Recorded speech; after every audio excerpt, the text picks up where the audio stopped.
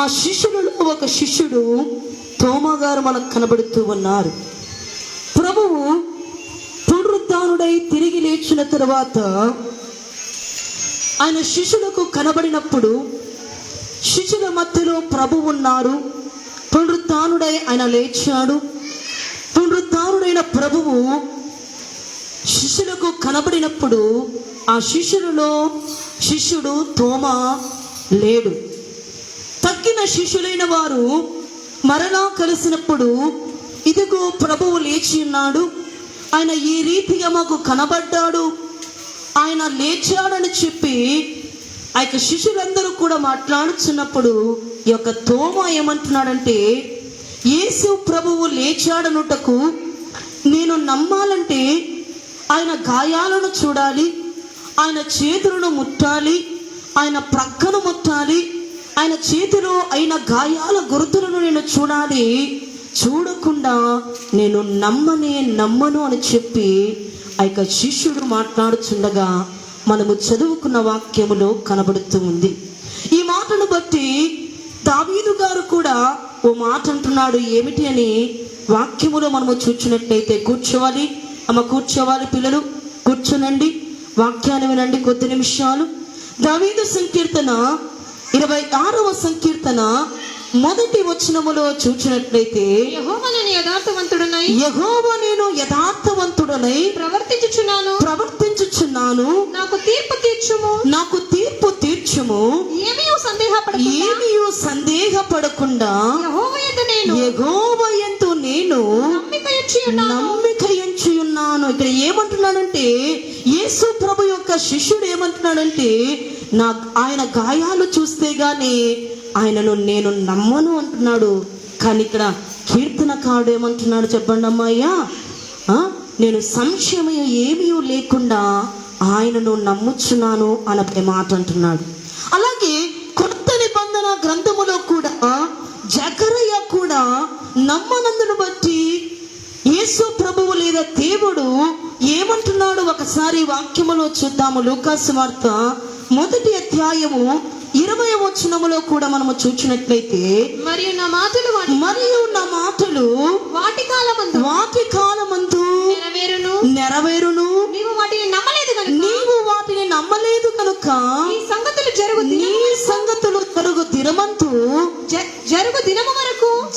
దినము వరకు నీవు మాట్లాడక మౌనివై ఉందువని అతనితో చెప్పాను. ఇక్కడ చూస్తూ ఉన్నాము.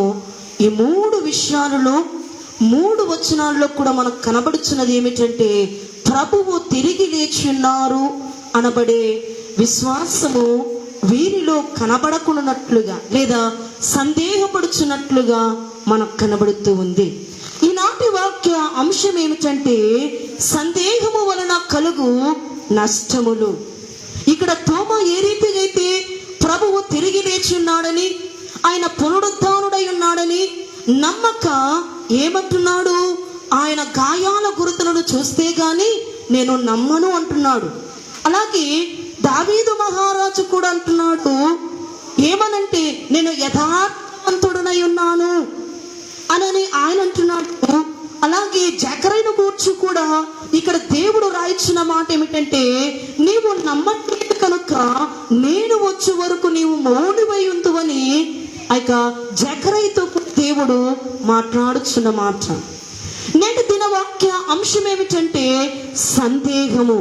నేటి దినాల్లో చాలా మంది విశ్వాసులైన వారు, ఆత్మీయులైన వారు కూడా ఎలాగున్నారంటే సందేహముగా ఉన్నారు. బోలో యేసు మహారాజుకు దేవునికి కీర్తి కలుగును గాక, దేవునికి ఘనత కలుగును గాక, దేవునికి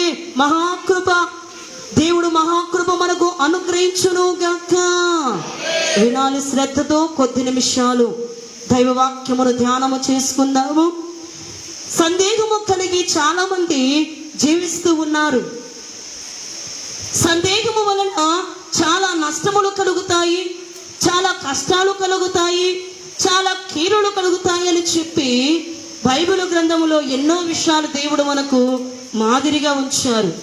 అంతేకాకుండా భక్తులు, దైవజనులు కూడా కీర్తనలు రాయించు ఉన్నారు. ఏమనంటే సంశయము పనికిరాదు, లెస్సంపైన సంశయము పనికిరాదు, సంశయింపక దైవ సన్నిధి యందు మీ అంశము విడజెప్పుడి, దానికి గొప్ప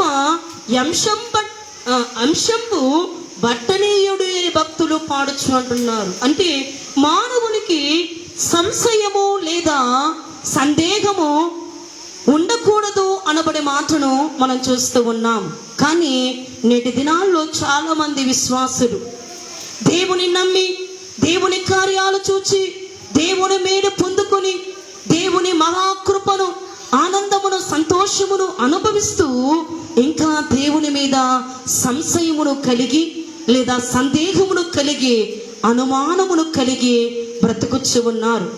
ఏ యొక్క ఆత్మవిశ్వాసీయులను సందేహము కలిగి ఉన్న ఎడల బహు నష్టములు, కష్టములు వారు రుచి చూచును గనుక, ఆ నష్టములు, కష్టములు ఏమిటి అని మనము బైబిలు గ్రంథములో చూచినట్లయితే ఎన్నో విషయాలు మనకు కనబడతాయి. మొట్టమొదటిగా దేవుని యొక్క వాక్యములో చూచినట్లయితే రోమా పత్రిక 14వ అధ్యాయము 1వ వచనములో చూచినట్లయితే, రోమీయులకు రాసిన పత్రిక 14వ అధ్యాయము 1వ వచనములో చూచినట్లయితే, విశ్వాస విషయమై బలహీనుడైన వానికి చేర్చుకొనుడి, అయినను సంశయములను తీర్చుటకు వాదములను పెట్టుకొనవద్దు. ఇక్కడ చూస్తూ ఉన్నాము, ఎవరైతే విశ్వాసమును కలిగి ఉంటారో, ఎవరైతే విశ్వాసముతో నింపబడి ఉంటారో, ఎవరైతే విశ్వాసముతో నడిపింపబడి ఉంటారో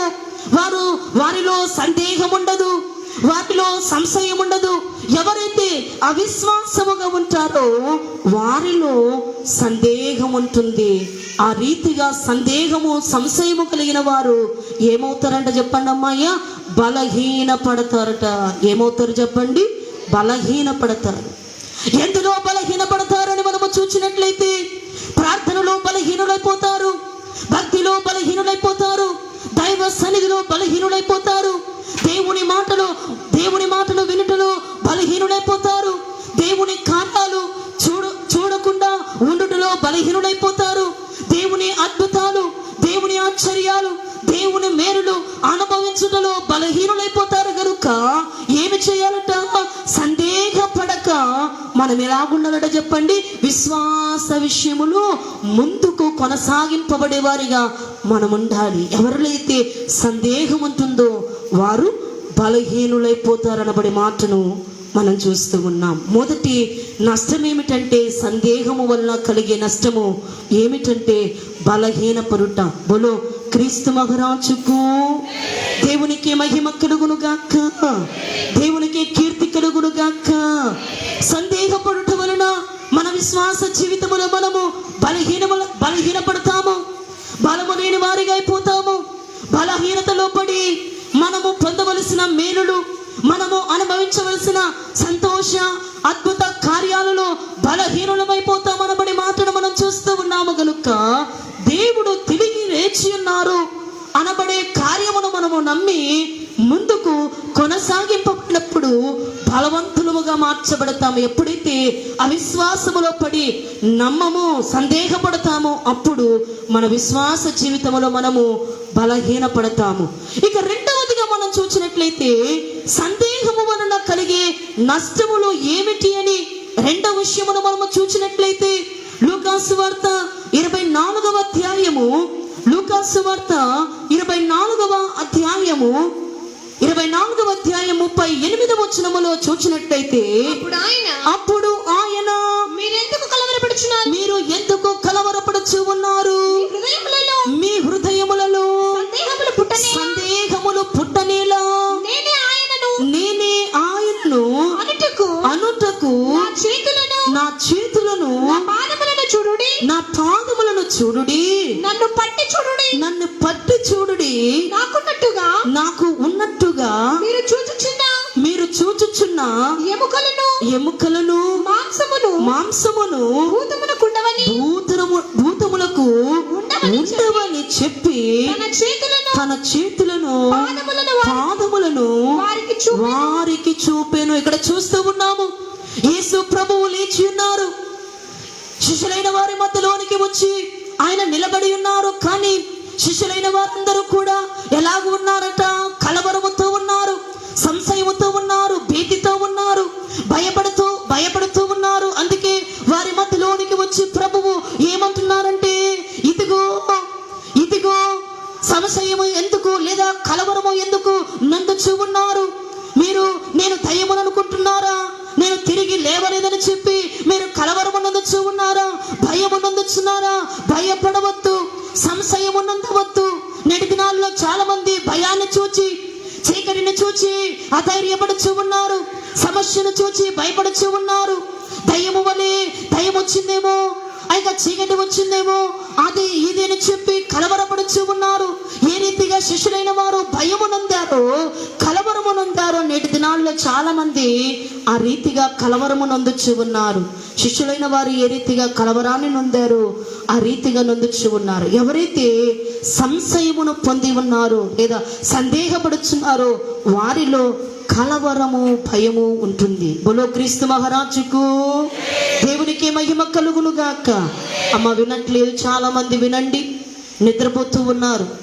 నిద్ర అపవాది యొక్క కార్యము, నిద్ర దురాత్మ కార్యము, నిద్ర దేవుని వాక్యముని హృదయములో పనిచేయకుండా పనిచేసే అపవాది యొక్క దుష్ట కార్యము గనుక అది నీ దగ్గర ఉండకుండా వాటిపై జయమునందండి. మీరు నిద్రపోతూ ఉన్నారంటే వాక్య ఆహారము మీ హృదయములో, మీ యొక్క ఆత్మకు, శరీరమునకు అందదు గనుక నిద్రపోవద్దు. వాటిపై జయాన్ని నొంది బలముగా దేవుని వాక్యాన్ని వినండి. దేవునికి స్తుతి కలుగును గాక. సందేహం వలన కలిగే నష్టం ఏమిటంటే కలవరము, భీతి, భయము. ఇక్కడ శిష్యులైన వారు కూడా చేయించిన పని ఏమిటంటే ప్రభువు తిరిగి లేస్తారో లేవరో. ప్రభు యేసు క్రీస్తు వారు ముందుగానే ఆయన చెప్పారు, నేను బంధింపబడతాను, ఘోరమైన శిక్షణ పొందుతాను, మరలా ఇదిగో సిలువలో యజ్ఞమైపోయి మరణమైపోయి సమాధి చేయబడి ఇదిగో కావలి వారు ముద్రను, మరణమును, సమస్తమును గెలిచి నేను తిరిగి లేస్తానన్న ముందుగానే ఆయన పలికారు. కానీ శిష్యులైన వారు ఏం చేస్తూ ఉన్నారంటే ఆ రోమా సైనికులైన వారు మమ్మలను కూడా ఎక్కడ బంధిస్తారో కూర్చోవాలి. పిల్లలు కూర్చో, జాషువా కూర్చోండి. ఎక్కడికి వెళ్తున్నారు? కూర్చోండి. ఎందుకు తిరుగుతున్నారు? కూర్చోండి. అటు ఇటు తిరగదు, కూర్చో. బోలో క్రీస్తు మహారాజుకు దేవునికి మహిమ కలుగును గాక.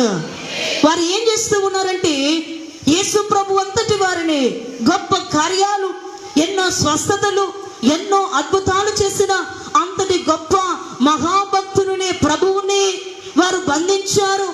ఆయన శిష్యులుగా ఉన్న మమ్మలను కూడా ఎక్కడ బంధిస్తారు, ఎక్కడ సిలువ వేస్తారు అని చెప్పి వారందరూ కూడా ఒక గదిలో కూర్చుని దుఃఖపడుచు ఉండగా, బాధపడుచు ఉండగా, కలవరపడుచు ఉండగా ప్రభువు ఆ దుఃఖములో, ఆ కష్టములో, ఆ శ్రమలో ఉన్న వారి మధ్యలోనికి ఆయన పునరుత్థానుడై తిరిగి లేచి వారి కలవరమును, ప్రభువు కలవరముతో ఉన్న వారితో ఆయన అంటున్నారు, సందేహం ఎందుకు? నేను తిరిగి లేచాను కదా, తిరిగి లేస్తానని చెప్పి ముందుగానే చెప్పాను కదా, తిరిగి లేస్తానని చెప్పి ముందుగానే చెప్పాను కదా, అయినా కూడా మీరు ఎందుకు కలవరపడుచు ఉన్నారు, సందేహపడుచు ఉన్నారు? నేను లేవలేదని చెప్పి మీరెందుకు భయాక్రాంతులై ఈ రీతిగా ఉన్నారని చెప్పి సందేహములు ఎందుకు పడుచున్నారని చెప్పి, ఒకవేళ మీరు సందేహపడుచు ఉంటే నా గాయాలు చూడండి, నా పాదాలు చూడండి, నా చేతులు చూడండి అని చెప్పి, నా ప్రక్కను చూడండి అని చెప్పి ప్రభువు శిష్యులతో మాట్లాడినట్లుగా మనం చూస్తూ ఉన్నాం. బోలో క్రీస్తు మహారాజుకు అర్థమవుతుందా వ్యర్థమవుతుందా? అమ్మాయి అర్థమవుతుందా వ్యర్థమవుతుందా? అర్థమవుతుంది కదా. నా గాయాలు చూడండి, నా చేతుల్లో ఉన్న మేకులు కొత్తగా ఇదిగో గాయాలతో కూడిన గురుతులు చూడండి, నా పాదాలు చూడండి, నా యొక్క శరీరం మీద ఉన్న, నా ప్రక్కలో ఉన్న గాయాలను చూడండి అని చెప్పి భయపడుచున్న శిష్యులైన వారితో ప్రభువు మాట్లాడుట మనం చూస్తూ ఉన్నాం. అవును, నేటి దినాల్లో క్రైస్తవ సంఘము కూడా కొన్ని కలవరాలతో ఉన్నాడు. కొన్ని కలవరములు వారిని వేధిస్తూ ఉన్నాయి. కష్టము అనబడే కలవరము, అప్పు అనబడే కలవరము, చీకటి అనబడే కలవరము, రోగము అనబడే కలవరము, వేదన అనబడే కలవరము, ఆ యొక్క వ్యాధి అనబడే కలవరము, చీకటి కార్యములు అనబడే కలవరము, వాటి చేత వారి విశ్వాస జీవితంలో వారు బలహీనులైపోతూ ఉన్నారు. ప్రభు ఉన్నారన్నబడే విషయాన్ని వారు మరచిపోతున్నారు. అందుకే శిష్యులైన వారి మధ్యలోనికి ప్రభు వచ్చి పునరుత్థానునిగా తిరిగి లేచి ఆయన నిలబడి అంటూ ఉన్నారు, మీరెందుకు సందేహపడుచున్నారు? నేటి దినాల్లో చాలా మంది దేవుడు లేని వారి మధ్యలోనికి ఆయన వచ్చి, మీరు కలవరపడవద్దు, భయపడవద్దు, నేను తిరిగి లేచి ఉన్నానని చెప్పి ఆయన మాట్లాడినట్లుగా మనం చూస్తాం. మహిమ 8వ వచనములో చూసినట్లయితే, కావున ప్రతి స్థలమందును పురుషులు కోపముతో సంశయము లేని వారై పవిత్రమైన చేతులతో చేతులెత్తి ప్రార్థన చేయవలనని కోరుచున్నాను. ఇక్కడ చూస్తూ ఉన్నాము. సందేహం వల్ల కలిగేది ఏమిటంటే కోపము. అందుకే భక్తుడు పెద్దలైన వారు దేవుని యొక్క వాక్యములు తెలియజేసిన మాట ఏమిటంటే, పురుషులు ఏం చేయాలంటే చెప్పండి అమ్మాయ్య, చేతులెత్తి ప్రార్థన చేయాలి. అందుకే కొంతమంది గృహాల్లో అంటూ ఉంటారు, మా కుటుంబంలో మా భర్తకు చాలా కోపం ఎక్కువ, మరి కొంతమంది కుటుంబాల్లో మా అబ్బాయికి చాలా కోపం ఎక్కువ అని చెప్పి మాట్లాడుతూ ఉంటారు. అవునా కాదా?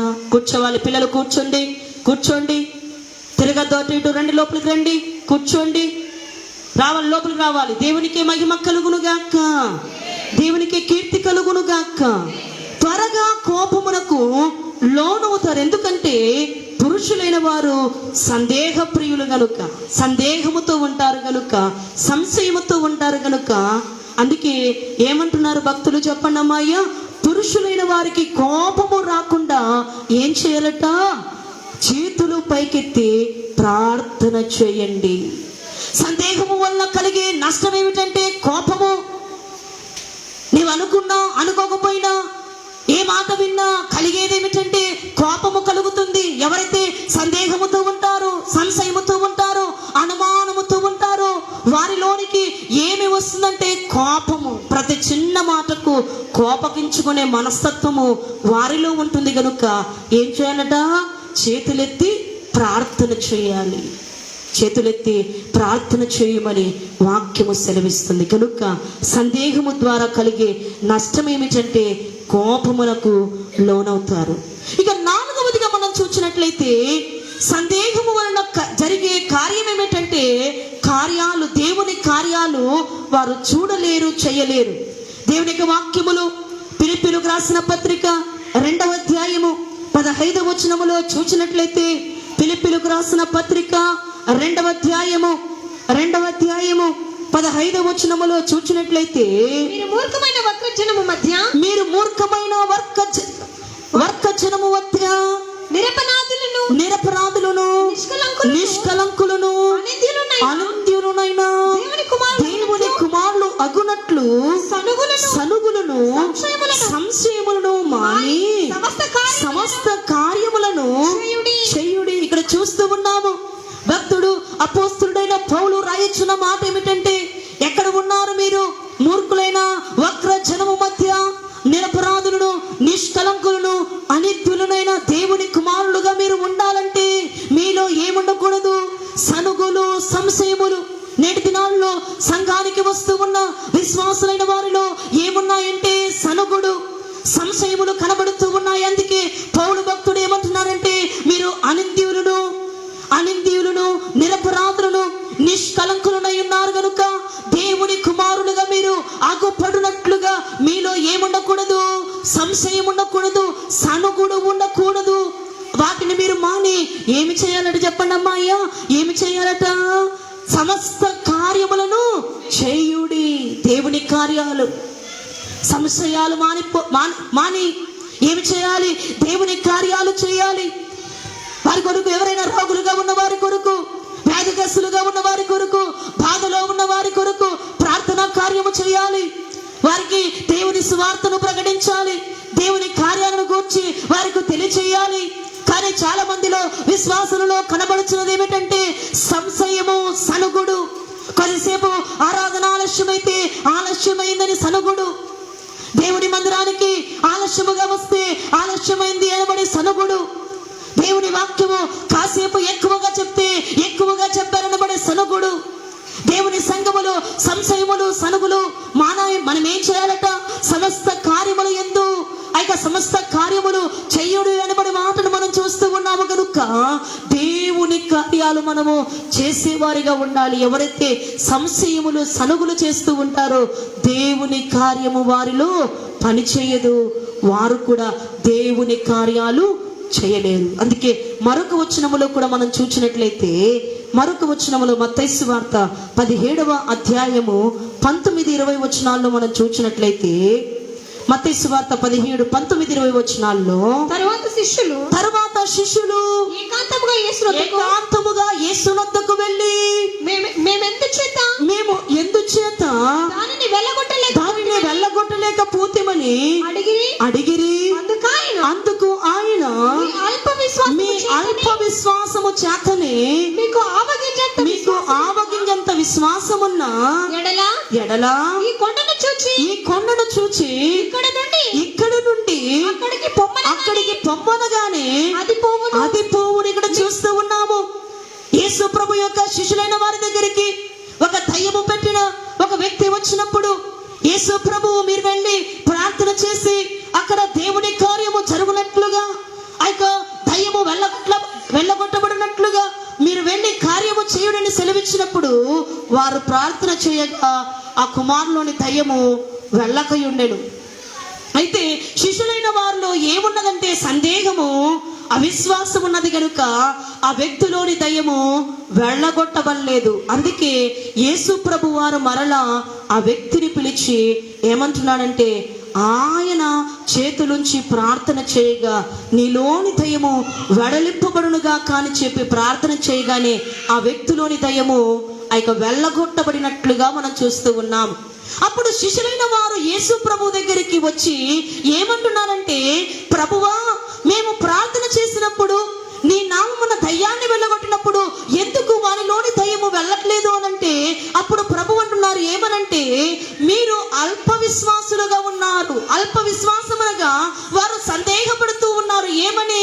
మేము ప్రార్థన చేస్తే వారిలోని దయ్యము వెళ్ళగొట్టబడుతుందా లేదా అన్నప్పుడే అల్ప విశ్వాసములో వారు ఉన్నారు కనుక ఆ వ్యక్తిలోని దయ్యము వెళ్ళగొట్టబడలేదు. అందుకే యేసు ప్రభు ఏమంటున్నారంటే, ఆవగింజంత విశ్వాసము మీలో ఉన్నా ఈ కొండ పెకలింపబడునుగా కంటే పెకలింపబడుతుందని అంటున్నారు. బోలో క్రీస్తు మహారాజుకు. నేటి దినాల్లో చాలా మంది కూడా ప్రార్థన చేస్తూ ఉన్నారు. అయితే ఆ ప్రార్థనలో సందేహము, ఆ ప్రార్థనలో సంశయము, ఈ ప్రార్థన నెరవేరుతుందా, ఈ ప్రార్థన దేవుడు నెరవేరుస్తారా, ఈ ప్రార్థనకు తగిన కాలమందు దేవుడు నాకు ప్రతిఫలం ఇస్తాడా అనబడే సందేహము సంశయము వారిలో ఉన్నది కనుక ఆ ప్రార్థనకు నెరవేర్పు రావట్లేదు, ప్రార్థనకు తగిన ప్రతిఫలము దక్కట్లేదు. అందుకే కారణం ఏమిటంటే సందేహము. అలాగే యేసు ప్రభు యొక్క శిష్యులైన వారు కూడా అల్ప విశ్వాసులారా అని అంటున్నారు ప్రభువు. అల్ప విశ్వాసముతో వారు ఉన్నారు కనుక ఆ వ్యక్తిలోని దయ్యమును వారు వెళ్ళగొట్టలేకపోతున్నారు కనుక అమ్మాయ దేవుని కార్యము మనలో పని చేయాలంటే, లేదా దేవుని కార్యాలు ఇతరులలో మనము చేయాలంటే, దేవుని కార్యములు ఇతరుల మధ్యలో మనము చేయాలంటే ఎలా ఉండాలంట? విశ్వాసముగా ఉండాలి. సంశయము సలుగులు మనలో ఉండకున్నప్పుడు, సంశయము లేకున్నప్పుడు, సందేహము లేకున్నప్పుడు మనము గొప్ప కార్యాలు చేస్తాము, గొప్ప కార్యాలతో నింపబడతాం. దేవునికి స్తుతి కలుగును గాక, దేవునికి కీర్తి కలుగును గాక. సంశయము వలన జరిగే నష్టం ఏమిటంటే దేవుని కార్యాలు మనము చేయలేము. ఇక 5వదిగా మనం చూసినట్లయితే సంశయము వలన, సందేహము వలన కలిగే నష్టం ఏమిటంటే గాలికి రేపబడి పొట్టు వలె కొట్టుకొని పోయేవారిగా మనం ఉంటాము. కలిగే 5వ నష్టం ఏమిటంటే సందేహము వలన చిన్న గాలిపాటి, చిన్న తుఫాను లాంటి గాలి రాగానే పొట్టు వలె కొట్టుకొని పోయేవారిగా మనం ఉంటాం. ఒకసారి వాక్యములో చూద్దాము. యాకోబు రాసిన పత్రిక 1వ అధ్యాయము 6వ వచనములో చూసినట్లయితే, యాకోబు రాసిన పత్రిక 1వ అధ్యాయము 6వ వచనములో చూసినట్లయితే, అయితే అతడు ఏ మాత్రమును సందేహింపక విశ్వాసము విశ్వాసముతో అడగవలెను. సందేహించువాడు సందేహించువాడు గాలి చేత రేపబడి ఎగిరిపడు సముద్రపు తరంగము వలె తరంగమును పోలి ఉన్నాడు. తరంగమును పోలి ఉన్నాడు. ఇక్కడ చూస్తూ ఉన్నాము, ఎవరైతే సందేహింపక ఎలా ఉంటారట? సందేహింపక. అయితే అతడు ఏమాత్రాను సందేహింపక విశ్వాసముతో అడుగవలెను. సందేహించువాడు ఏమవుతాడట అమ్మాయ్యా? సందేహించువాడు ఏమవుతాడట? గాలి చేత రేపబడు సముద్రపు అలవలే ఎగిరి పడతాడట. కాబట్టి మనలో సందేహం ఉండకూడదు. దేవునికే స్తోత్రం కలుగును గాక, దేవునికే కీర్తి కలుగును గాక. సందేహము కలిగిన వారు చిన్న గాలిపాటి సముద్రములో కలిగే అలకు ఏ రీతిగా భయపడతారో, సందేహింపగా విశ్వాసముతో ఎవరైతే ముందుకు వెళతారో వారు గొప్ప కార్యాలు చూడగలుగుతారు. కనుక ఇక్కడ చూస్తూ ఉన్నాము, సందేహింపబడిన వారు, సందేహపడు వారు చిన్న గాలిపాటి సముద్రపు తలంగమునకు పోలిన వంటి వారిని వాక్యములో చూస్తూ ఉన్నాం. నేటి దినాల్లో విశ్వాసులు కూడా ఎలాగున్నారంటే సముద్రములో కలిగే అలలకు, చిన్నపాటి అలలకే, ఈ భూలోకములో కలిగే శ్రమలకే, బాధలకే, అయ్యో దేవుడే ఉంటే నాకెందుకు ఈ రోగం వచ్చింది, దేవుడే ఉంటే నాకెందుకు ఈ కష్టం వచ్చింది, దేవుడే ఉంటే ఎందుకు నాకు ఈ సమస్యలు ఎదురవుతున్నాయి, ఒకదాని వెనుక ఒకటి ఎందుకు నన్ను దేవుడు ఇలా కూడా బాధ పెడుతూ ఉన్నారని చెప్పి చాలా మంది కూడా సందేహపడుతూ ఉంటారు. ప్రభువును సనుగుతూ ఉంటారు, గొనుగుతూ ఉంటారు. అమ్మాయ, సనుగుడు సంశయము నీలో ఉంటే దేవుని కార్యము నీవు చూడలేవు, చేయలేవు. కనుక కలుగు నష్టం ఏమిటంటే, సందేహము వలన కలుగు నష్టం ఏమిటంటే గాలికి కొట్టుకొని పోయే పొట్టు వలె మనముంటాము, లేదా సముద్ర తరంగములు ఏర్పడు అలల వలె మనముంటాము. గనుక ఆ రీతిగా మనలో సందేహము, సంశయము ఉండకూడదు. దేవునికి స్తోత్రం కలుగునుగాక, దేవునికి కీర్తి కలుగునుగాక. మరొక వచనములో కూడా మనం చూసినట్లయితే ఎఫెసీయులకు రాసిన పత్రిక 4వ అధ్యాయము 12వ వచనములో కూడా చూసినట్లయితే, ఎఫెసీయులకు రాసిన పత్రిక 4వ అధ్యాయం 12వ వచనములో మనమందరమును విశ్వాస విషయములోను దేవుని కుమారుని గూర్చిన జ్ఞాన విషయములోను ఏకత్వమును పొంది సంపూర్ణ పురుషులు మగుటట్లు అనగా క్రీస్తునకు కలిగిన సంపూర్ణతకు సమానమైన సంపూర్ణత గలవారమై అగుటకు ఆయన ఇలాగు నియమించను. ఇక్కడ చూస్తూ ఉన్నాం, మనం ఎలా ఉండాలట?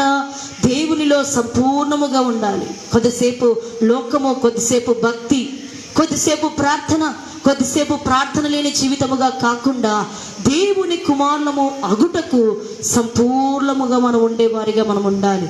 సందేహము లేని వారిగా మనం ఉండాలి.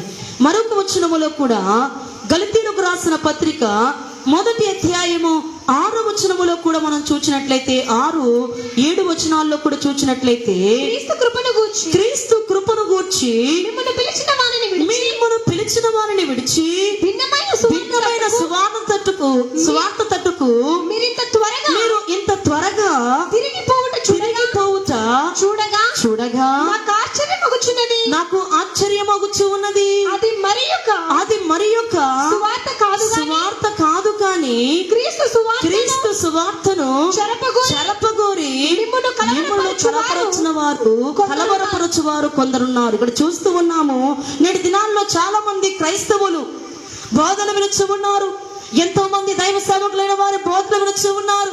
కొన్ని బోధలు దేవుడు చెప్పినట్లుగా, కొన్ని బోధలు దేవుడి వాక్యములకు విరుద్ధముగా కనబడుచు ఉన్నాయి. అందుకే భక్తులు రాస్తూ ఉన్న మాట ఏమిటంటే, క్రీస్తు కృపను బట్టి మిమ్మల్ని పిలిచిన వారిని విడిచిపెట్టి భిన్నమైన సువార్త తట్టుకు మీరింత త్వరగా తిరిగిపోవుటకు చూడగా నాకు ఆశ్చర్యమగుచు ఉన్నది. అది మరి ఒక సువార్త కాదు గాని క్రీస్తు సువార్తను చెదరగోరి మిమ్మల్ని కలవరపరచువారు కొందరున్నారు. కొంతమంది దేవుని సువార్తను బోధిస్తూ ఉంటారు, కొంతమంది దేవుని సువార్త తట్టు విశ్వాసులైన వారిని మళ్ళిస్తూ ఉంటారు. కానీ మరికొంతమంది ఆ సువార్త నుండి వేరుపరిచేవారిగా, భిన్నమైన బోధల చేత వారి విశ్వాసమును చెదరగొట్టేవారిగా నేటి దినాల్లో చాలా మంది బోధకులు కనబడుతున్నారు. కానీ చెదరగొట్టే వారి యొక్క బోధలకి మనుషులు ఆకర్షితులై దేవుని సువార్త తట్టు తిరగక ఆ యొక్క భిన్నమైన బోధలకు వారి మనసును అప్పగిస్తున్నప్పుడు దేవుడు ఏమంటున్నారంటే, నేను ఆశ్చర్యపోవచ్చున్నాను అని అంటున్నాడు. కనుక అమ్మాయ, మనము దేవుని కుమారులుగా సంపూర్ణులుగా మనం ఉండాలంటే దేవుని సువార్తకు తగినట్లుగా, దేవుని వాక్యమునకు తగినట్లుగా దైవ సంఘములో మనము చేయవలసిన ప్రతి పని ఏమిటంటే, సందేహింపక, సనుగక, సంశయమును అనుమానమును కలిగింపక సంపూర్ణముగా ప్రభువును చూచేవారిగా మనం ఉన్నప్పుడు గాలికి రేపబడి ఎగిరిపోవునట్లుగా మనం ఉండము గనుక, పొట్టువలే మనం ఉండము గనుక, గట్టి గింజల వలె ఎంతటి సుడిగాలి వచ్చినా, ఎంతటి సముద్ర తరంగపు అలలు వచ్చినా, ఆ అలలు వచ్చి మనను కొట్టినా కూడా మనము కదల్చక గట్టి స్తంభము వలె, గట్టి గించవలె మనము నిలువబడగలుగు ఆత్మవాక్యమును కలిగి మనము సిద్ధపడాలి. కొంతమంది భిన్నమైన బోధలు వినగానే, అవునా ఆ వాక్యము బాగుంది, ఆ సేవకుడు బాగున్నాడు, అక్కడికి వెళ్ళాలి, ఇక్కడికి వెళ్ళాలని చెప్పి గాలికి కొట్టుకొని పోయే పొట్టు వలె చాలా మంది ఎగిరిపోయే జనాలను మనం చూస్తూ ఉన్నాం. కనుక ఆ రీతిగా భిన్నమైన సువార్త తట్టు మనము తిరగకూడదని, సంశయమును సనుగును మనము కలిగి ఉండకూడదని, సంశయము సనుగును కలిగి ఉన్నప్పుడు ఇలాంటివి మన జీవితంలో జరుగుతాయని చెప్పి దేవుడు తెలియజేస్తూ ఉన్నారు. ఇక 6వదిగా మనం చూసినట్లయితే, సంశయము వలన లేదా సందేహపడువాడు ఎలాగ ఉంటాడంటే 2 మనస్కులు కలిగి ఉంటాడు, 2 మనస్సులు కలిగి ఉంటాడు. బోలో క్రీస్తు మహారాజుకు దేవునికి మహిమ కలుగును గాక, దేవునికి కీర్తి కలుగును గాక. సందేహపడు ఆ యొక్క మనుషులలో ఎన్ని మనసులు ఉంటాయంట అమ్మాయ? 2 మనసులు ఉంటాయంట. ద్విమనస్కులై ఉంటారట.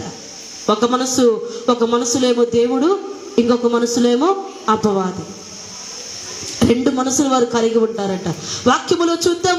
దేవుని యొక్క వాక్యములో మనం చూసినట్లయితే, యాకోబు రాసిన పత్రిక 1వ అధ్యాయము 7వ వచనములో చూసినట్లయితే, యాకోబు రాసిన పత్రిక 1వ అధ్యాయము 7వ వచనములో, అట్టి మనస్సుడు ద్విమనస్కుడై తన సమస్త మార్గముల యందు అస్థిరుడు గనుక ప్రభువు వలన తనకు ఏమైనను దొరకనని తలంచుకొనగలడు. ఇక్కడ చూస్తూ ఉన్నాము. ఎలాగ ఉంటాడు ఈ మనుషుడు? ద్విమనస్కుడుగా ఉంటాడు.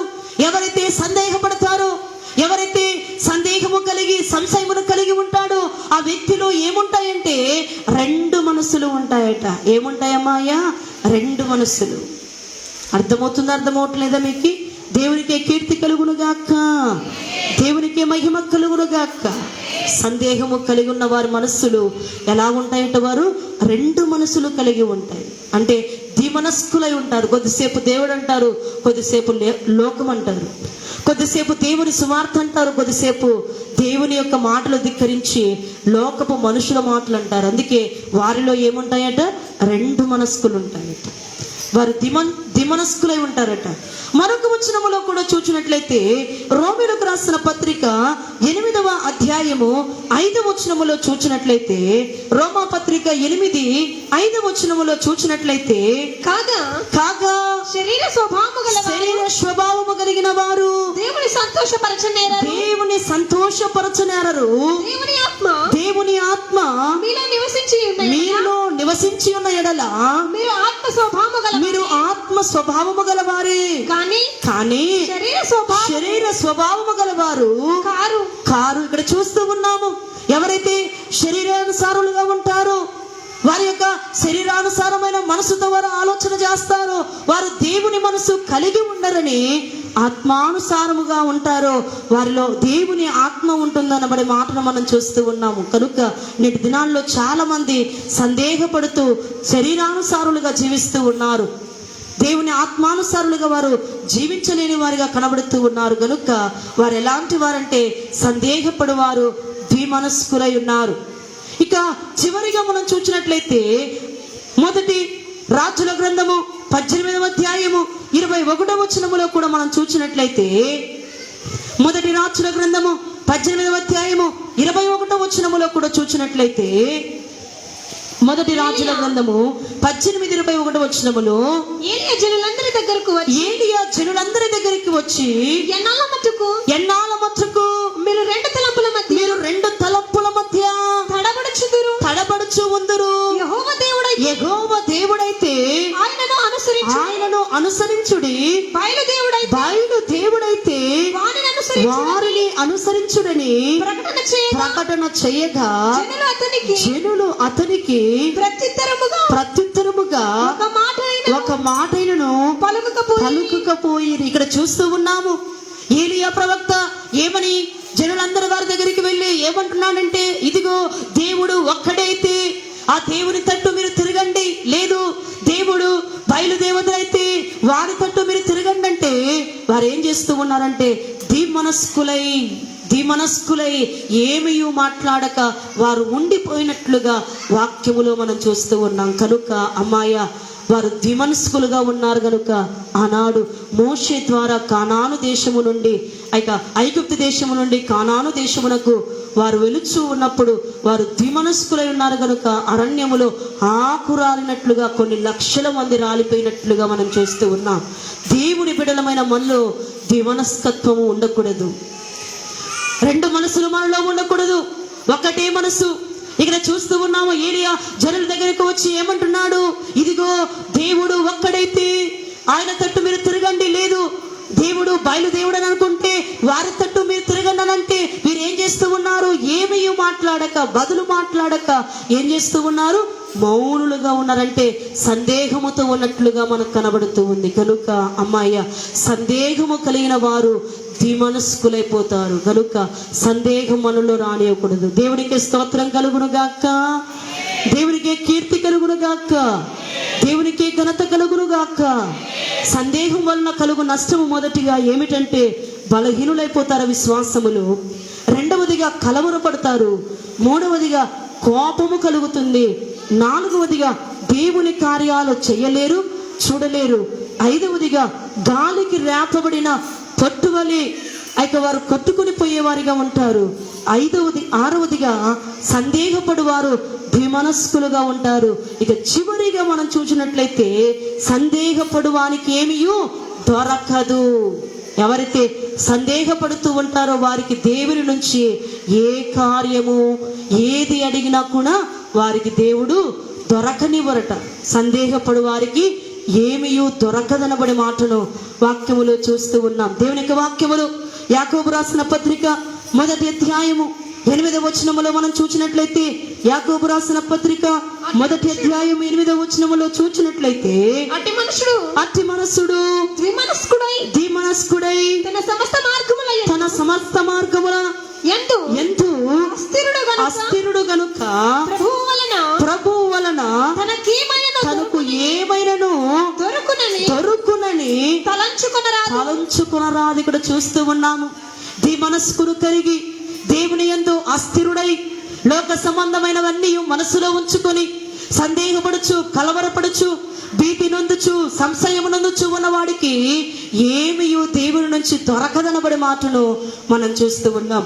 మరొక వచనములో కూడా చూసినట్లయితే హెబ్రీయులకు రాసిన పత్రిక 11:6 వచనములో కూడా మనం చూసినట్లయితే, హెబ్రీయులకు రాసిన పత్రిక 11వ అధ్యాయము 6వ వచనములో విశ్వాసము లేకుండా దేవునికి ఇష్టడై ఉండుట అసాధ్యము, దేవుని యొద్దకు వచ్చువాడు ఆయన ఉన్నాడనియు తన్ను వెదుకు వారికి ఫలము దయచేయవడనియు నమ్మవలెను కదా. ఏం చేయాలటమ్మా? దేవుని యందు విశ్వాసం ఉంచువాడు ప్రతివాడును ఫలము నొందుతాడు. కానీ కొంతమంది ఫలము నొందు వారందరూ కూడా ఏం చేయాలంటే వస్తూ ఉన్నామేమో దేవుని సన్నిధికి, మనుషులు చూస్తూ, సంఘ పెద్దలను చూస్తూ, సంఘములో ఉన్న జనులను చూస్తూ, దైవ సేవకులను చూస్తూ, వారిని చూస్తూ వీరిని చూస్తూ సందేహపడుతూ ఉన్నామేమో. అది ఇది అని చెప్పి వారిని వీరిని అని చెప్పి సందేహపడుచు ఉన్నామేమో.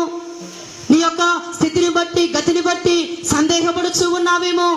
సందేహము సంశయము సలుగు నీవు కలిగి ఉంటే ఏది దేవుని నుంచి నీకు దక్కదు గనుక సందేహమును మాని సంశయమును మాని, ఇదిగో నీకై నాకై 2026 సంవత్సరాల క్రితమే క్రయధనముగా బలి పశువుగా యజ్ఞ పురుషునిగా ఈ లోకానికి వచ్చి కొట్టబడ్డాడు, దున్నబడ్డాడు, ఈడ్చబడ్డాడు, వ్యసనాక్రాంతునిగా మారిపోయాడు, చింతాక్రాంతునిగా మారిపోయాడు.